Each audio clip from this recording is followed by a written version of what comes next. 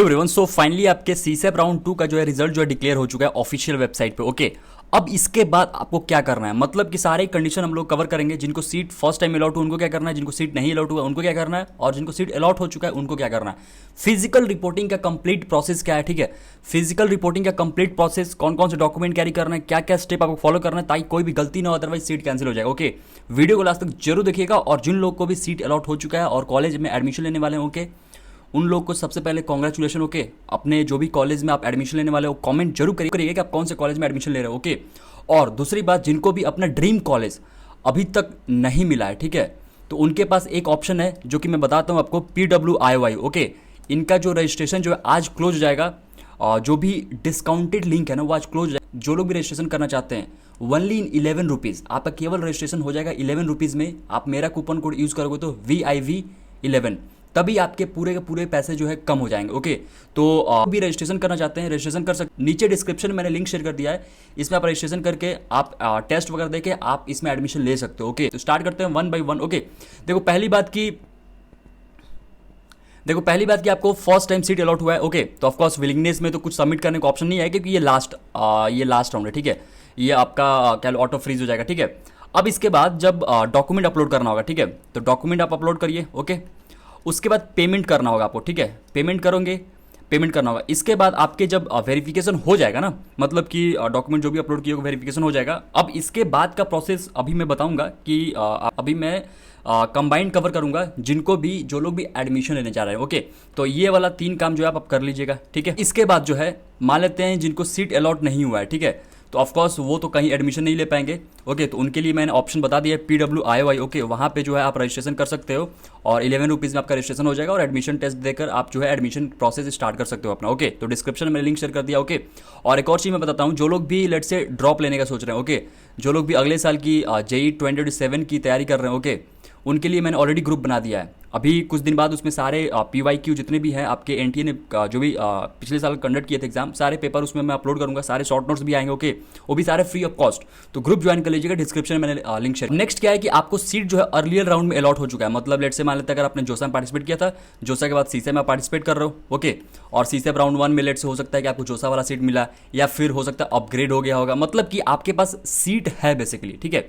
अब मान लेते हैं इसके बाद वाला जो प्रोसेस है, जैसे मान लेते हैं यहाँ पर नेक्स्ट स्टेप में इसमें सारे स्टूडेंट आ जाएंगे जिन्होंने ऑलरेडी मतलब कि कह लो कि उनको सीट मिल चुका है, चाहे जोसा मिला है, मतलब जोसा के बाद का प्रोसेस क्या है, अगर वो सीसेप में पार्टिसिपेट नहीं किए तो वो यहाँ से ध्यान रखिएगा, ठीक है। बेसिकली ये प्रोसेस है फिजिकल रिपोर्टिंग का। ओके, अगर लेट से मान लेते हैं कि आपने जोसा में पार्टिसिपेट किया, सीसेप में भी पार्टिसिपेट कर रहे हो, वहाँ पर सीट अपग्रेड हो गया, सीसेप 2 में भी सीट अपग्रेड हो गया, उसके बाद का प्रोसेस क्या है, तो यहाँ से स्टार्ट होगा, ठीक है। मतलब कि एट द एंड अगर आपको जब एडमिशन लेना है तो प्रोसेस क्या है सब कुछ डिटेल में बात करें। ओके, तो स्टार्ट करते हैं 1 by 1।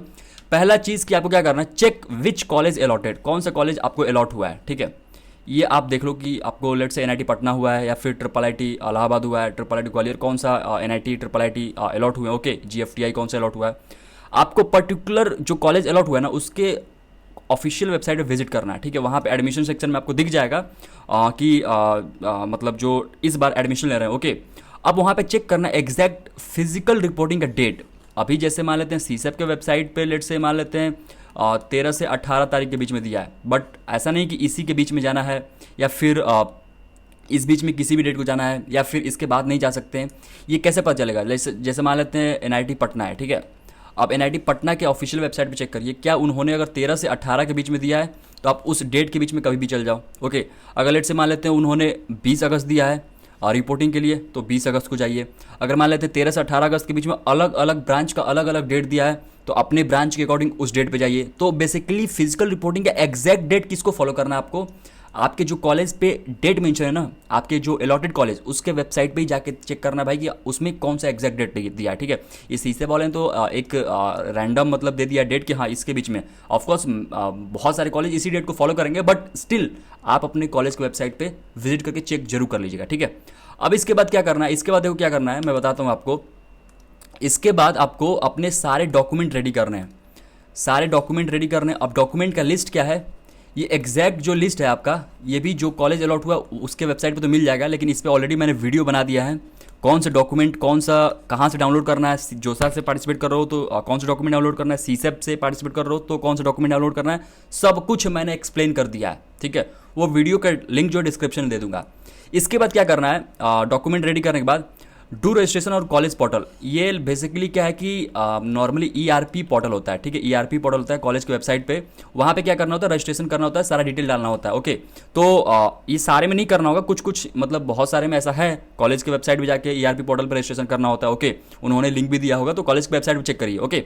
अब इसमें अगर उन्होंने बोला है तो रजिस्ट्रेशन कर दीजिए, नहीं बोला है तो मत करिए। बहुत सारे लोग बहुत सारे कॉलेज में गूगल फॉर्म भी शेयर करते हैं, भाई गूगल फॉर्म ये है, इसको फिल कर दीजिएगा कॉलेज मैनेज पहले, ठीक है। अब मान लेते ये हो गया। अब इसके बाद क्या करना है, पे रिमेनिंग इंस्टीट्यूट एडमिशन फी, मतलब जो भी आपके लेट से आपने फी लेट से टोटल 80 के पे किया है तो 70 के आपका कॉलेज की फी में मैनेज होगा, बाकी का फी लेट से मान लेते हैं 1.2 लाख टोटल है, तो आपका 50 के तो और पे करना होगा ना, तो ये पे करके इसका रिसिप्ट जो है डाउनलोड कर लीजिएगा, ये मैंने डॉक्यूमेंट वाले वीडियो में सब बताया है, ठीक है। नेक्स्ट क्या, हॉस्टल फी वगैरह, मेस फी वगैरह पे करना होगा तो भी पे कर दीजिएगा। अब ये सब चीज़ करने के बाद आपको क्या करना है, रिपोर्टिंग करना है कॉलेज की वेबसाइट पर, कॉलेज की वेबसाइट पर नहीं, मतलब कॉलेज में जाकर रिपोर्टिंग करना है। लेट से मान लेते हैं 13 से 18 के बीच में डेट दिया हुआ, ठीक है। तो आप 15 को भी जा सकते हो, 16 को भी जा सकते हो, 17 को भी जा सकते हो, 18 को भी जा सकते हो। बहुत सारे लोगों को ये डाउट है कि भैया उन्होंने पर्टिकुलर ब्रांच का 13 को ही दिया है और हमारा 12 को अलॉट हुआ है, तो 13 को कैसे जाएँ। देखो भाई, इस केस में हो सकता है कि आप टाइम पे ना पहुंच पाओ, तो आप कॉलेज में एक बार कॉल करके बोल देना कि भाई हम दूर रहते हैं, मतलब दूसरे स्टेट में, तो आने में टाइम लग जाए, तो बेसिकली वो अलाउ करते हैं। ऐसा नहीं होगा कि भाई आपका एडमिशन कैंसिल हो जाएगा, ठीक है। बट हाँ, आप जो है कॉलेज में एक बार इसके रिगार्डिंग कंसर्न मेल या फिर कह लो कि कांटेक्ट करके जरूर बता दीजिएगा, ताकि आपके पास ये रहे कि भाई आपने ऑलरेडी बताया हुआ था, ओके। और ऑफकोर्स वो परमिशन दे देंगे, उसमें कोई दिक्कत नहीं आएगा, ओके। तो ये था कंप्लीट प्रोसेस आपके जो आपके फाइनल सीसेब राउंड 2 के बाद क्या प्रोसेस फॉलो करना है, जिनको सीट मिल गया है उनको क्या करना है, ओके। कौन कौन से डॉक्यूमेंट डाउनलोड करने हैं बेसिकली जोसा के पोर्टल से और सीसेब के पोर्टल से, उसका सारा डिटेल जो मैंने डॉक्यूमेंट वाला वीडियो में सब बता दिया है। डिस्क्रिप्शन में लिंक है, उसको जाकर देख लीजिएगा, ठीक है।